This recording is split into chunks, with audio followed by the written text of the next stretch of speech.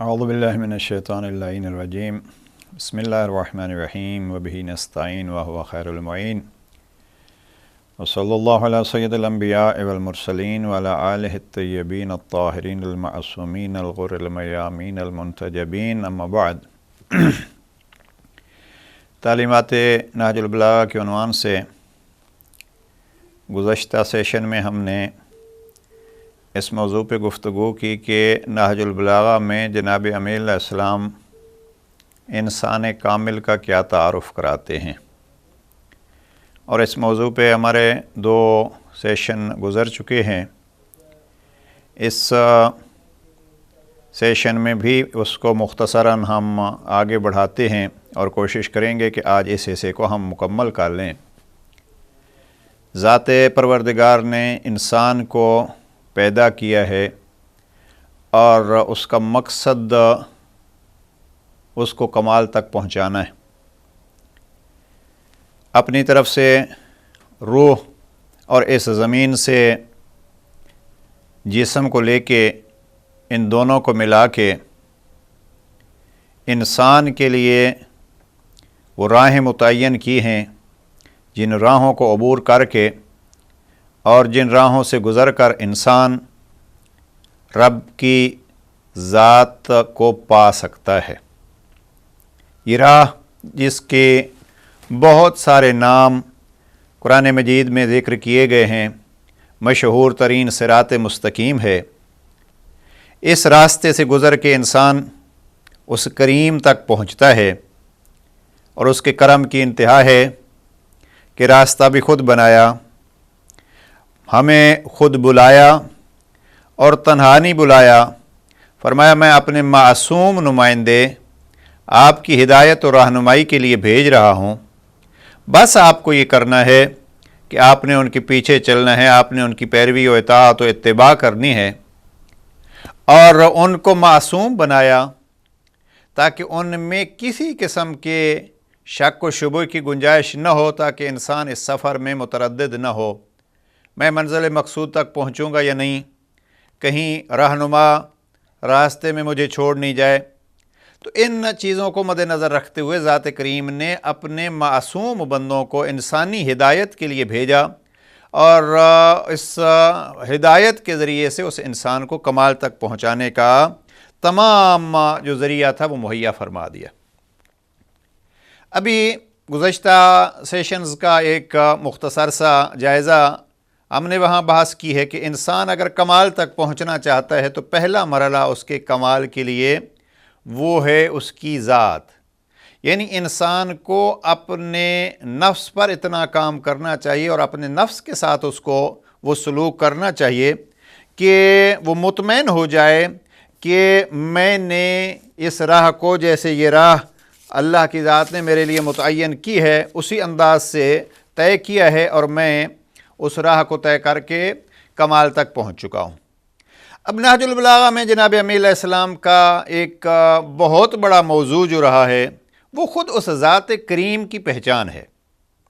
یعنی میں یہ بات ریپیٹ کر رہا ہوں کہ اگر انسان کو کمال تک پہنچنا ہے تو اس کمال تک پہنچنے کے لیے اس کمال کو پہچانے، اور کمال کی طرف اگر نگاہ ہوگی تو کامل مطلق جو ہے وہ اللہ کی ذات ہے۔ باقی جن چیزوں کو کمال ہم کہتے ہیں یا جن کو کمال ملتا ہے وہ اس کریم اللہ کی طرف سے ملتا ہے۔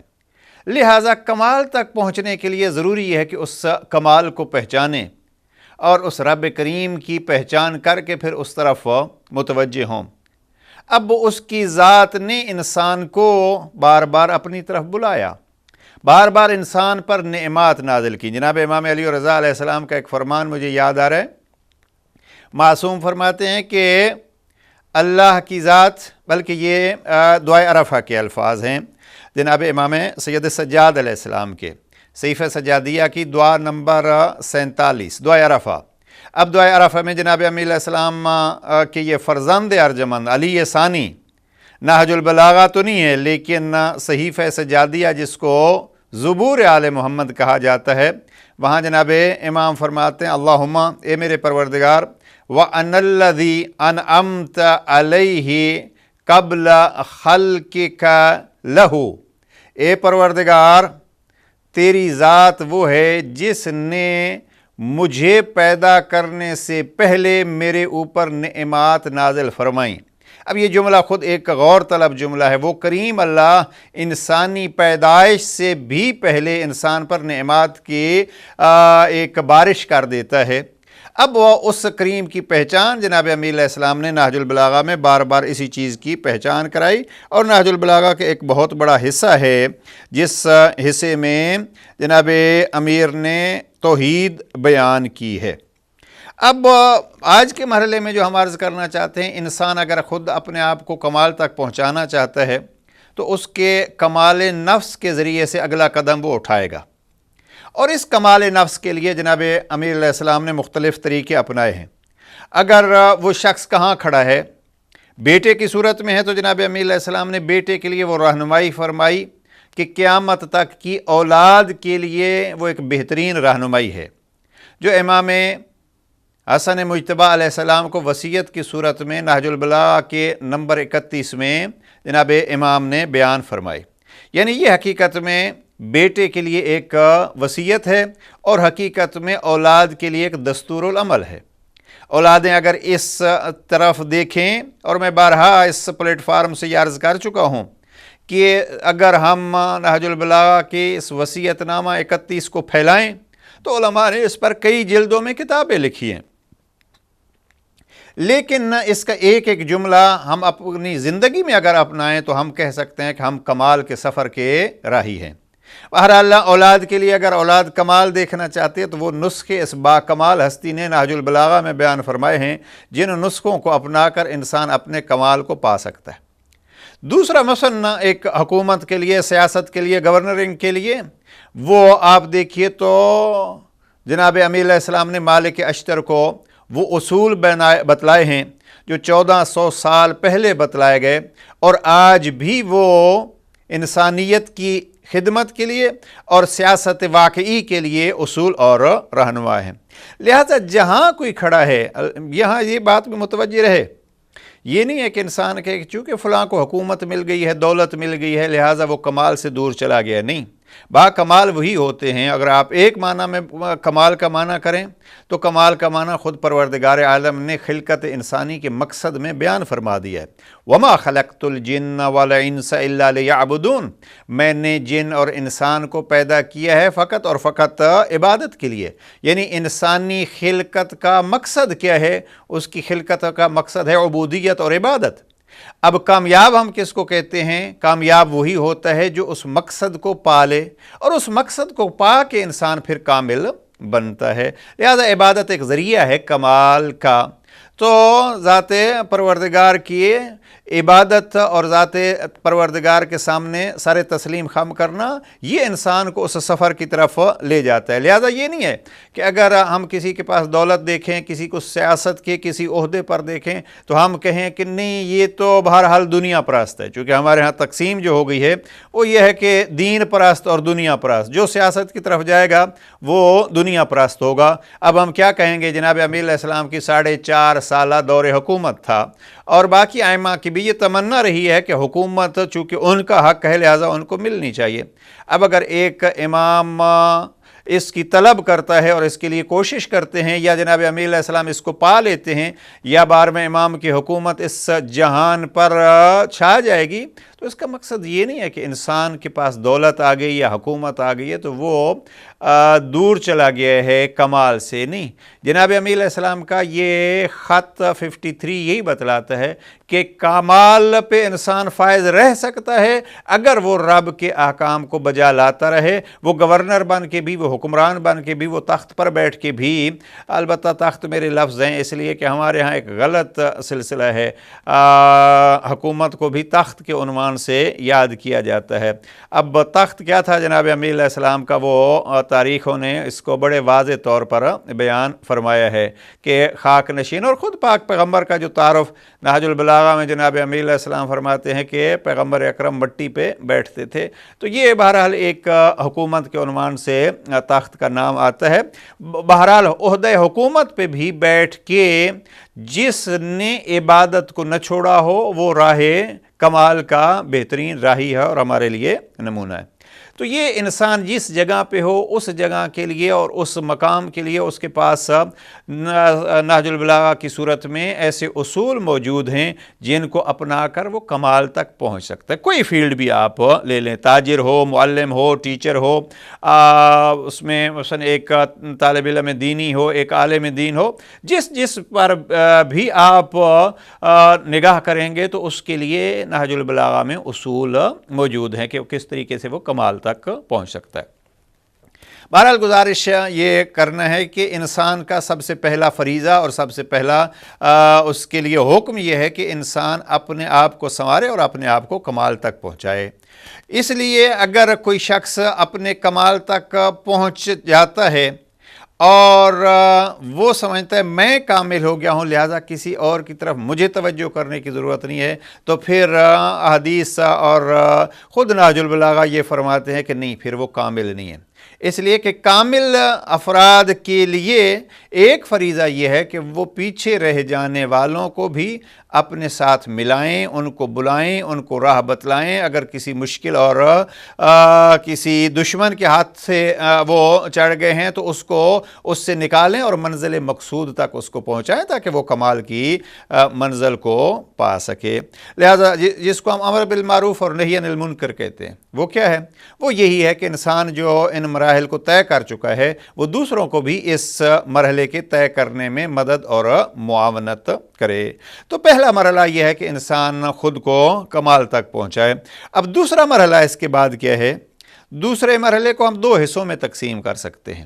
وہ باکمال انسان جو امر بالمعروف کرتا ہے اس کو البتہ امر بالمعروف جو ہے وہ تبھی کر سکتا ہے، اور شرائط میں سے یہی ہے کہ وہ ان چیزوں کو جانتا ہو، یعنی خود ہم اس کو یوں کہیں کہ وہ خود کمال کے منازل کو طے کر چکا ہو۔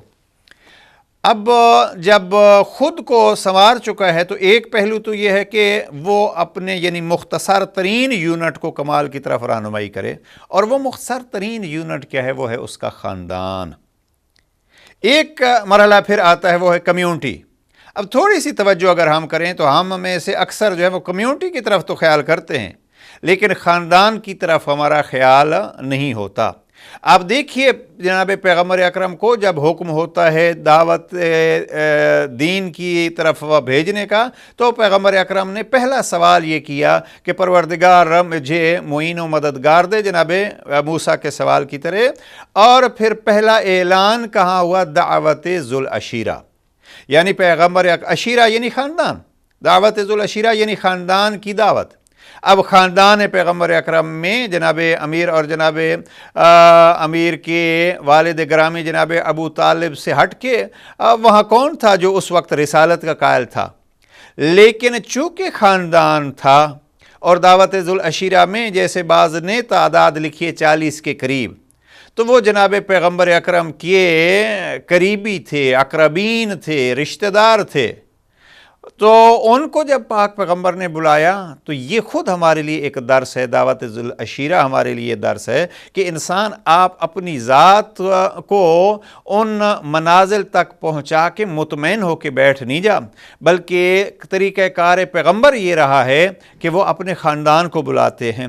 اور یہاں میں جو عرض کر رہا ہوں کہ اکثر وہ مشرک تھے یا اکثر کافر تھے، تو اس میں ایک سبق ہمارے لیے یہ ہے کہ آپ کبھی اپنے رشتہ داروں کو، کبھی اپنے قریبیوں کو اس بنا پہ نہیں چھوڑ دیں کہ یہ تو گناہ گار ہیں اور یہ بے دین ہیں۔ ہمارے ہاں اکثر جو ہیں وہ دیندار یہ غلطی کر جاتے ہیں کہ اگر کوئی مثلا خاندان میں ایسا ہے جو معمولی گناہ کرتا ہے تو اس کو چھوڑ دیں گے، اس کو دھتکار دیں گے، اس کو دور کر دیں گے، یہ تو ایسا ہے اور یہ بے دین ہے، اور اس میں یعنی بے دین کا اس کو لقب دے کے بہت سارے دیندار اپنے فریضے کو بھول جاتے ہیں۔ ہمارا فریضہ ہے کہ ہم جو بے دین ہے اس کو دیندار بنائیں، نہیں یہ ہے کہ ہم اس بے دین کو بے دین کہہ کے دین سے اور دور کریں۔ نہیں، ضروری یہ ہے کہ بے دین کو ہم دین کی طرف لے آئیں، یہی امر بالمعروف اور نہی عن المنکر ہے، اور اسی کے ذریعے انسان خود کو کمال تک پہنچا سکتا ہے۔ لہٰذا خاندان پیغمبر اکرم میں 40 اگر افراد ہوں تو وہ سارے بے دین تھے۔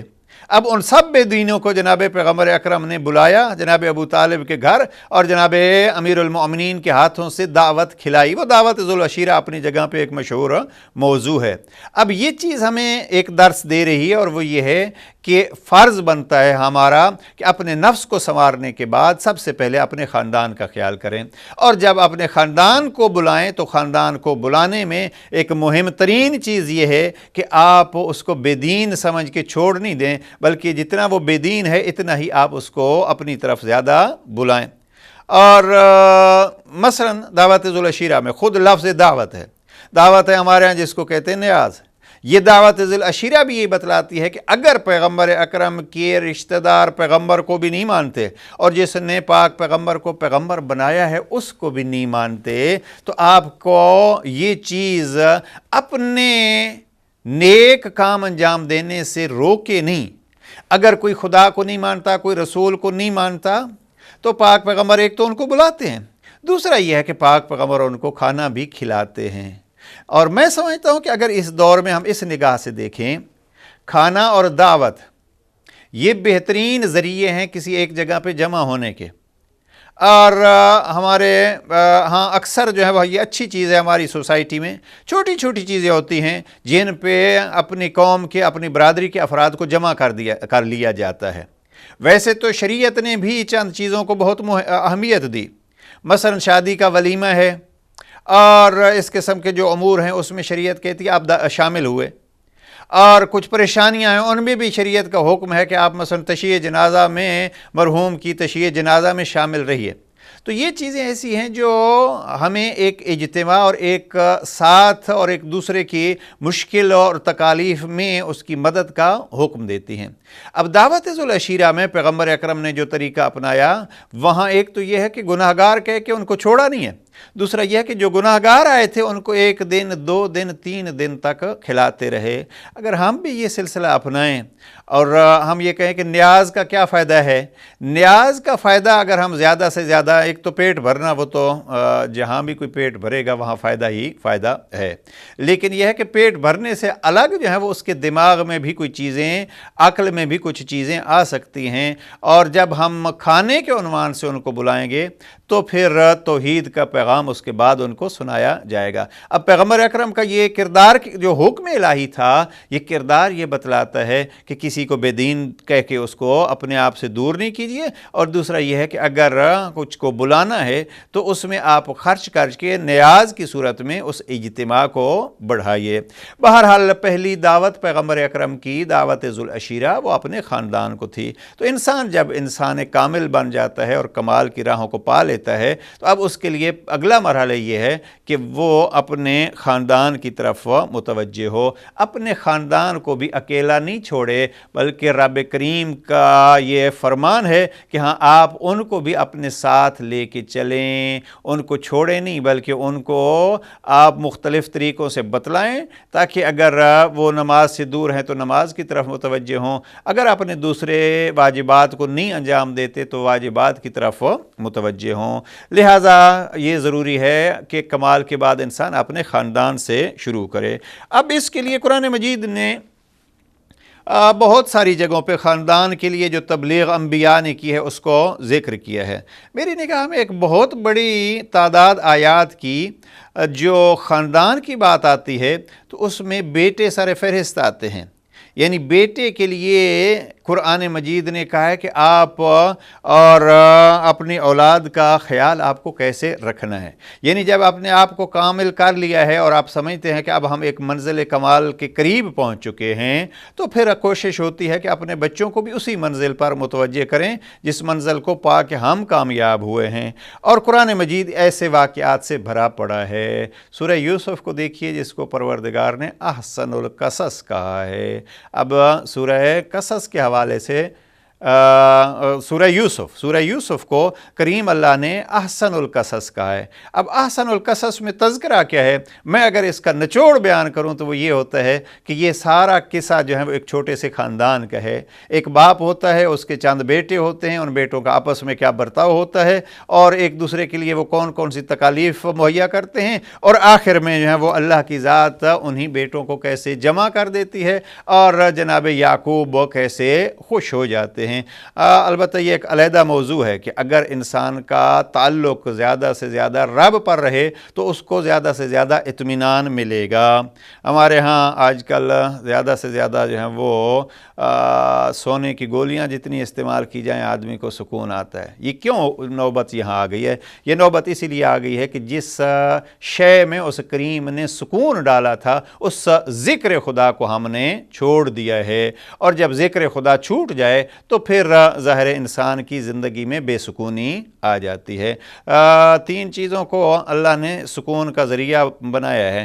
अला बिज़िक्रिल्लाह तत्मइन्नुल क़ुलूब, यहाँ ज़िक्र खुदा है, और फिर यह है कि रात को सुकून के लिए बनाया है और मियाँ बीवी को एक दूसरे के लिए खलक़ लकुम मिन अज़वाजिकुम मिन अनफुसिकुम अज़वाजन लितस्कुनु इलैहा, ज़ात तौहीद ने आपके नफ्स में से ही आपके लिए आपका पार्टनर पैदा किया है ताकि आप सुकून पाओ। अब यानी रात सुकून के लिए है, ज़िक्र खुदा सुकून के लिए है, और मियाँ बीवी एक दूसरे के लिए सुकून है। अब हमने जब इनको इस दुनिया के मुताबिक चलाना शुरू किया तो फिर सुकून भी गायब हो गया। अगर इज़्दिवाजी ज़िंदगी खुदा के ज़िक्र को सामने रखते हुए, खुदा को हाजिर नाजिर मानते हुए, खुदा के सामने अपने आप को पेश करते हुए और ये समझना कि हम खुदा के सामने मौजूद हैं, इस मंज़र से अगर इज़्दिवाजी ज़िंदगी भी रब के हुक्म के मुताबिक गुजारी जाए तो वो इज़्दिवाजी ज़िंदगी सुकून का सबब बन सकती है। यानी मैं अगर इसको यूँ कहूँ कि अल्लाह के ज़िक्र के ज़रिए से इन चीज़ों को अगर अंजाम दे दिया जाए तो इनमें सुकून डबल होता है। एक ज़िक्र खुदा का सुकून है और फिर ये इंसानी ज़िंदगी ज़ाहिरी भी और बातनी भी, दुनियावी भी और उखरवी भी, वो फिर सुकून भरी हो जाती है। बहरहाल नफ्स के बाद, अपनी ज़ात के बाद ख़ानदान आता है। कुरान मजीद ने इस किस्म के वाक़यात जो हैं वो ख़ानदानी ताल्लुकात को बार बार बयान किया है। जनाब लुकमान और जनाब लुकमान के बेटे का कुरान मजीद में तज़किरा मौजूद है। जनाब याकूब और जनाब याकूब के बेटों का तज़किरा मौजूद है। जनाब मरियम और जनाब मरियम की माँ का और फिर पालते हुए जनाब मरियम और जनाब ज़करिया का वाक़या मौजूद है। जनाब शुएब और जनाब शुएब की भेड़ें चराती हुई बाहया बेटियों का तज़किरा कुरान मजीद में मौजूद है। मैं जब जनाब शुएब का तज़किरा करता हूँ तो यह अर्ज़ किया करता हूँ, परवरदिगार तेरे ये बाकमाल बंदे कितने ही बाकमाल थे और उन्होंने किस अंदाज से बाकमाल औलाद की तरबियत की। जनाब शुएब की बेटियों का तज़किरा जनाब मूसा और उनके मुलाकात, और वो तफसीली वाक़या है कि जनाब मूसा जब फ़िरऔन से भाग के जाते हैं तो मदियन जाते हैं और वहाँ जनाब शुएब तक पहुँचने से पहले एक कुएँ पे जाकर आराम के लिए रुकते हैं तो देखते क्या हैं कि वहाँ कुछ चरवाहे अपने माल मवेशियों को पानी पिला रहे हैं। दो औरतें अपना मवेशी अलहदा करके खड़ी हैं और फिर वहाँ से वो पूरा किस्सा बयान होता है। फिर वो अपने बाप के पास जाती हैं और जब पलट के आती हैं तो जो लफ्ज़ बहुत कम इस्तेमाल हुआ है कुरान मजीद में, और जहाँ इस्तेमाल हुआ है वो जनाब शुएब की बेटियों के लिए वो है तमशी अलस्तिहयाइन। जनाब शुएब की बेटी जब वापस उजरत के लिए जनाब मूसा को घर से बुलाने आती है तो कहती है कि मेरे बाप ये कह रहे हैं कि आप उजरत के लिए आ जाओ। अब वहाँ कुरान ने उस ख़ातून के लिए, जनाब शुएब की बेटी के लिए जो लफ्ज़ इस्तेमाल किया है तमशी अलस्तिहयाइन, हया की चाल चलते हुए जनाब शुएब की बेटी, तो ये एक ख़ानदान का तज़किरा है। जनाब नूह का तज़किरा देखिए और जनाब मूसा की माँ का तज़किरा देखिए और बहन का तज़किरा देखिए। ये ख़ानदानों के तज़किरे हैं जिन तज़किरों से देख के हम اپنے خاندانوں کو संवार सकते हैं। कुरान मजीद कोई किस्सों की किताब नहीं है कि जनाब नूह का किस्सा अगर हमारे सामने बयान होगा तो हम कहेंगे कि ये बयान जो है वो हमने सवाब के लिए, हम इसलिए कि कुरान मजीद ज़िंदगी के लिए नहीं सवाब के लिए तिलावत करते हैं। हाँ सवाब है, लेकिन अक्सर उलमा इकराम, मसलन आप तफसीर नमूना को पढ़ें, शुरू में हर सूरे की इब्तिदा में वो कहते हैं खवास सूरा, यानी इस सूरत की खासियत क्या है। अब उस सूरत की खासियत, मसलन ये सूरा आप जो है वो मरीज़ पे 7 दफ़ा पढ़ें तो वो मरीज़ सेहतयाब हो जाएगा, और ये सूरा आप फ़लाँ जगह पे पढ़ें तो उसका ये असर होगा। लेकिन साहिब तफसीर नमूना हर खुसूसियत लिखने के बाद और हर सूरे के शुरू में ये वाज़े करते हैं कि ये असर तब होता है जब इस सूरे को इंसान अपनी ज़िंदगी में अमली तौर पर अपना ले। बहरहाल इंसानी ज़िंदगी के अपनी ज़ात के कमाल के बाद जो कमाल की ज़रूरत है और जिस कमाल को हासिल उसे करना है वो है उसके ख़ानदान के संवारने की बात। और इसी तरफ कुरान मजीद ने बार बार जो है वो मुख्तलिफ़ वाक़यात दोहराए हैं। ये जो वाक़यात मैंने कहे हकीकत में ये बाप और बेटे का ताल्लुक़ है, लुकमान और बेटे का ताल्लुक़, याकूब और बेटे का ताल्लुक़, शुएब और बेटियों का ताल्लुक़, जनाब नूह और बेटे का ताल्लुक़, जनाब मूसा और जनाब मूसा की माँ का ताल्लुक़, जनाब मूसा और जनाब मूसा की बहन का ताल्लुक़, जनाब मूसा और जनाब हारून का ताल्लुक़, ये ख़ानदानों का ताल्लुक़। परवरदिगार ये कोई ख़ानदानों के शजरे बयान किए जा रहे हैं या ख़ानदानों के हालात ज़िंदगी बयान किए जा रहे हैं। कहा मैंने बाकमाल इंसान आपके सामने रखे हैं ताकि आपको अगर कमाल हासिल करना है तो उनकी राहों को देखते जाएं, वहाँ से गुज़रते जाएं, आप कमाल तक पहुँच जाएंगे। अगर किसी बहन को एक कमाल का नुस्खा इस्तेमाल करना है और कमाल की राह को तय करना है तो वो कहाँ से सीखे? वो या जनाब मूसा की बहन जनाब कुलसूम से सीख सकता है या फिर शहीद करबला जो करबला के उस बाकमाल मदरसे का एक मुअल्लिम अज़ीम है उसकी बहनों से सीख सकता है। ये सारे चीज़ें हमारे सिखाने के लिए हैं। भाइयों का ताल्लुक़ अगर कोई सीख सकता है तो भाइयों का ताल्लुक़ भी यहाँ जनाब मूसा और जनाब हारून से सीख सकता है, भाइयों का ताल्लुक़ जनाब याकूब के औलाद से सीख सकता है। और यूँ ख़ानदान को हम एक ख़ानदान बाकमाल बना सकते हैं। अलबत्ता इस ख़ानदान को बाकमाल बनाने के लिए हर वक्त उन बाकमाल हस्तियों से ताल्लुक़ रहना चाहिए। तालीमात नहजुल बलागा के हवाले से हम यही अर्ज़ करना चाहते हैं कि इमाम की तालीमात को मद्देनज़र रखेंगे तो इंसान की ज़ात भी बाकमाल बनेगी, इंसान का ख़ानदान भी बाकमाल बनेगा। और फिर यही ऐलान होगा और यही सबूत होगा कि हम इमामत के कितने पैरोकार हैं, हम इमामत के कितने ताबेदार हैं। और मुझे यहाँ जुमला जनाब इमाम अली रज़ा अलैहिस्सलाम का तोहफ़ुल उक़ूल में जनाब इमामत की तारुफ़ के तौर पर बहुत तफसीली खुतबा बयान फरमाते हैं। वहाँ इमाम खुतबा बयान फरमाते फरमाते एक जगह पे आके फरमाते हैं इमाम वो है अल इमाम रफ़ीक़ुल अमीन वल वलदुश शफ़ीक़। इमाम एक अमीन साथी, इमाम एक शफ़ीक़ वालिद, वल अख़ु शफ़ीक़ और शकीक और एक प्यार करने वाला भाई है। और अगला जुमला इमाम फरमाते हैं अल इमाम कल उम्मिल बर्रतिल तिफ़्ल सग़ीर।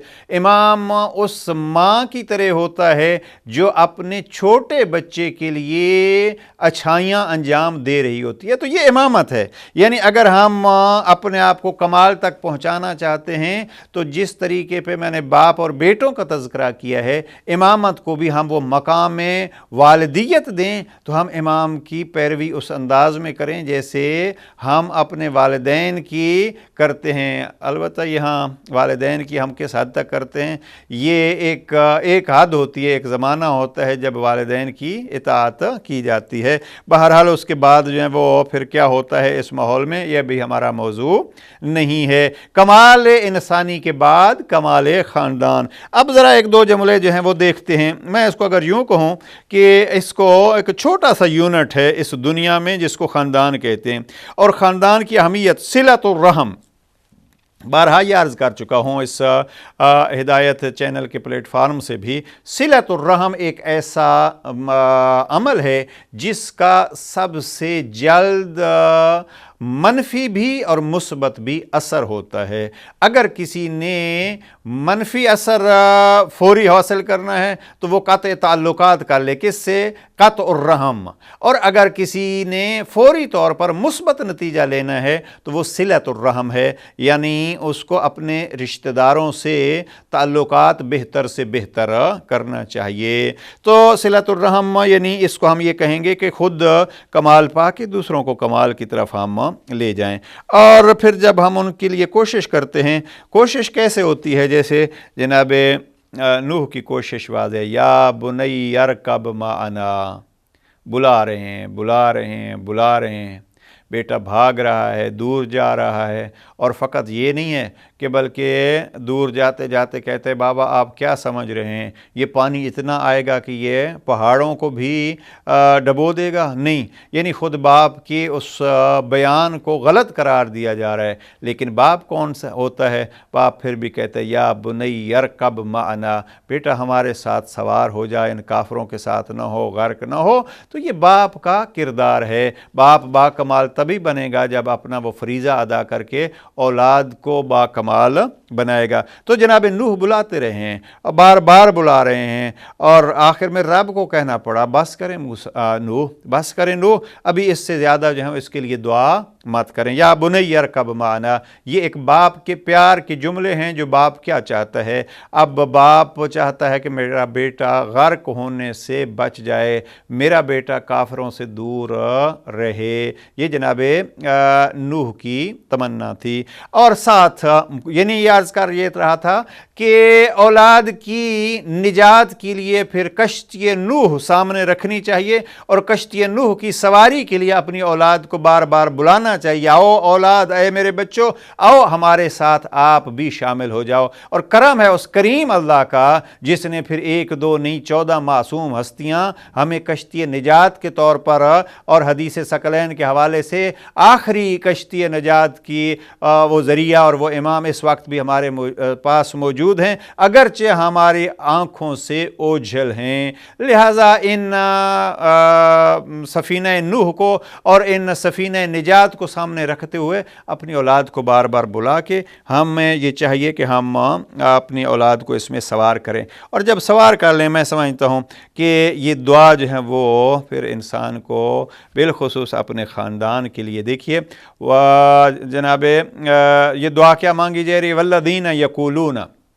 سورہ فرقان میں، قرآن مجید کا سورہ نمبر 25 میں پروردگار عالم نے کوئی 11 نشانیاں اپنے بندوں کی بتلائی ہیں۔ عباد الرحمن، اللہ کے بندے کون ہوتے ہیں؟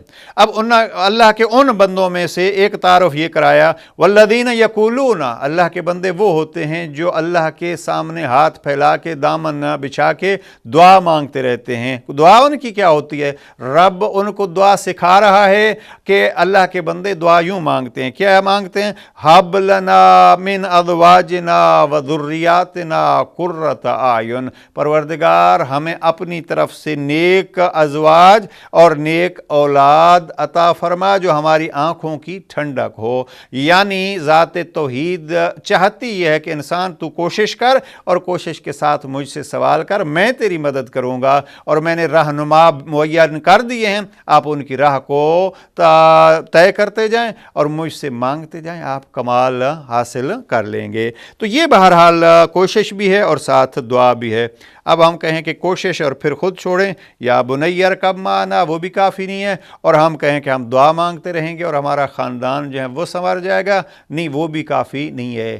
دعا بھی ہے اور دعا بھی ہے، کشتی نجات کی طرف سواری کا دعوت بھی ہے، اور کشتی نجات پہ سواری کے بعد دعا بھی ہے۔ اب یہ دعا ازواجنا و ذریاتنا، یہ ذریت کو کسی ایک نسل میں منحصر نہیں کرتی، بلکہ دادا دادی نانا نانی ان کی بھی آگے ذریت میں، یعنی وہ بھی اپنے بچوں کو اس طرف متوجہ کریں۔ اب جناب امیر علیہ السلام نے نہج البلاغہ میں اس موضوع کو کس عنوان سے لیا ہے، یہ تفصیل سے نہج البلاغہ میں چیزیں موجود ہیں۔ مثلا ایک فرمان میں جناب امیر علیہ السلام کا یہاں بیان کرتا ہوں، کلمات قصار نہج البلاغہ کا آخری حصہ ہے، اس میں نمبر 352 میں جناب امیر علیہ السلام فرماتے ہیں قال علیہ السلام لبعض اصحابہ لا تجعلن اکثر شغلک باہلک وولدک فإن يكن أهلك وولدك أولياء الله فإن الله لا يضيع أولياءه وإن يكونوا أعداء الله فما همك وشغلك بأعداء الله۔ یہاں جناب امیر علیہ السلام نے ایک اصول بتلایا ہے، اور امام فرماتے ہیں کہ اپنی اولاد میں دیکھو وہ اولیاء اللہ ہیں یا اللہ کے دشمن ہیں۔ اللہ کے ولی ہیں تو پھر آپ کو ان کی پریشانی نہیں ہونی چاہیے، جب آپ کا اللہ آپ کے لیے کچھ کر سکتا ہے تو ان کے لیے بھی وہ کر سکتا ہے۔ اگر اللہ کے دشمن ہیں تو اس وقت بھی پھر آپ کو پریشانی نہیں ہونی چاہیے، کہ اس لیے کہ اللہ کے دشمنوں کو، لیکن اب جناب نوح کے قصے کو یہاں سامنے رکھیے، آخری کوشش تک اس کو اللہ کی دشمنی سے نکال کے اپنی ذریت میں لے آئیں تاکہ وہ اولیاء اللہ بن جائیں۔ بہرحال خلاصہ یوں کروں اگر کہ اس سارے اپنے نفس کو سنوارنے کے لیے، اپنے خاندان کو سنوارنے کے لیے اگلا مرحلہ جو ہے وہ یہ ہے کہ اب کمیونٹی کی طرف آئیں اور ہم کوشش کریں کہ اپنی کمیونٹی کو سنواریں۔ اس لیے کمیونٹی کو کس انداز میں جناب امیر علیہ السلام فرماتے ہیں سنوارنا ہے، انشاءاللہ اس پہ گفتگو ہوگی، لیکن مجھے جو یہاں ایک چیز عرض کرنی ہے، کمیونٹی ہو یا خاندان ہو، میاں بیوی کے مسائل ہوں، بہن بھائیوں کے مسائل ہوں، باپ بیٹے کے مسائل ہوں، کمیونٹی کے افراد کے مسائل ہوں، ایک اصول جس پر جناب امیر علیہ السلام نے بہت زور دیا ہے، اور اس اصول کو جناب امیر علیہ السلام بار بار بیان فرما رہے ہیں، وہ اصول جناب امیر علیہ السلام کا یہ ہے اکبر العیب ان تعیب ما فیک مثلہ۔ یہ جناب امیر علیہ السلام نے کلمات قصار نمبر 353 میں امام فرماتے ہیں اکبر العیب ان تعیب ما فیک مثلہ، سب سے بڑا عیب تیرا یہ ہے کہ اس عیب کو برا کہو جس عیب جیسا عیب خود تمہارے اندر موجود ہے۔ اکبر العیب ان تعیب ما فیک مثلہ، دوسروں کو تو ایک گناہ کی وجہ سے آپ گناہ گار قرار دے رہے ہیں، لیکن وہی گناہ، وہی کمزوری آپ کے اندر موجود ہے، آپ اس کی طرف متوجہ نہیں ہو رہے۔ جناب امیر علیہ السلام گویا یہ فرما رہے ہیں کہ اپنے اندر جو گناہ موجود ہے، اس گناہ کی اپنے اندر موجودگی کی پھر تجھے ضرورت نہیں ہے کہ کسی کے باہر کے گناہوں کو تو گنتا رہے۔ اور اس موضوع پہ جناب امیر علیہ السلام نے بہت سارے فرامین امام کے موجود ہیں۔ ایک فرمان اور پڑھ دیتا ہوں، یہ خطبہ نمبر 174 میں ہے۔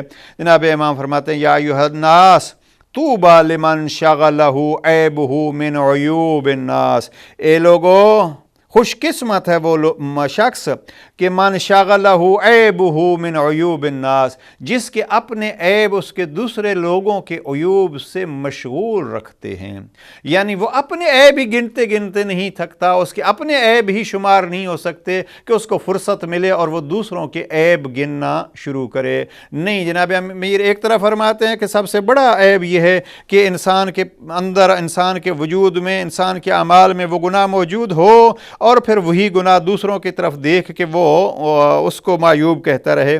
یا امام فرماتے ہیں کہ ہاں، اگر ہم اپنے عیبوں کی تلاش میں رہیں، اگر اپنے عیب دیکھیں تو پھر دوسروں کے عیب دیکھنے کی ہمیں فرصت ہی نہیں ہوگی۔ ایک فارسی شاعر نے خوب کہا، ہمیں عیب خلق دیدن نہ مروت است و مردی، یعنی دوسروں کے اور مخلوق کے گناہ دیکھتے رہنا یہ مروت بھی نہیں ہے اور مردانگی بھی نہیں ہے۔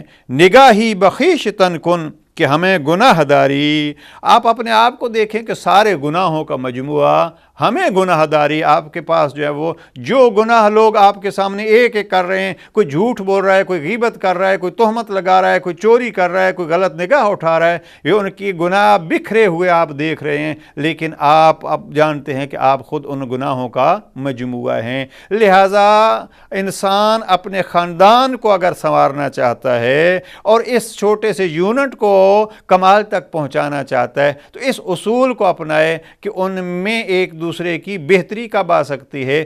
جب اگر ہم کسی اور میں ایک عیب دیکھتے ہیں اور ہم چاہتے ہیں کہ وہ عیب اس میں نہ ہو، ہم پہلے یہ دیکھیں کہ آیا ہمارے اندر بھی وہ گناہ موجود تو نہیں ہے، وہ عیب ہمارے اندر بھی موجود تو نہیں ہے۔ اگر ہمارے اندر موجود ہے تو ہم اس کو پہلے اپنے آپ سے دور کریں اور پھر اپنی کمیونٹی، اپنے خاندان والوں کو دعوت دیں، دیکھیے ہم نے دور کیا، آئیے آپ بھی اس عیب کو اور اس گناہ کو اپنے آپ سے دور کریں تاکہ آپ بھی کمال کی منزلوں کو پا سکیں۔ جناب امیر علیہ السلام کا ایک فرمان اور نقل کر دوں۔ جناب امیر علیہ السلام نے فرمایا، کلمات کثار ابتدائی حصہ ہے، مختصر سا فرمان ہے، اس کا ایک حصہ دیکھیے، الاحتمال قبر العیوب۔ جناب امیر علیہ السلام فرماتے ہیں احتمال، یہ اگر کسی شخص نے آپ کے سامنے کچھ ایسا کام کیا جس کو آپ گناہ سمجھتے ہیں تو آپ اس کے لیے کوئی اور احتمال دیجئے اور آپ اس کے لیے کوئی اور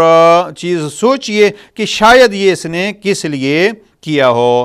البتہ یہ ہے کہ الاحتمال، بعض نے یہ کہا ہے کہ یہاں تحمل اور بردباری مراد ہے کہ آپ اگر کسی کے ساتھ تحمل کے ساتھ پیش آتے ہیں تو یہ عیب خود اس میں دفن ہو جاتے ہیں۔ بہرحال جناب امیر علیہ السلام سے ہم وسیلے کے طور پر طلب بھی یہی کرتے ہیں کہ آپ نے کمال کی راہیں اس انداز میں طے کیں کہ آخر میں اعلان کر دیا فزت و رب الکعبہ، میں کامیاب ہو گیا رب کعبہ کی قسم۔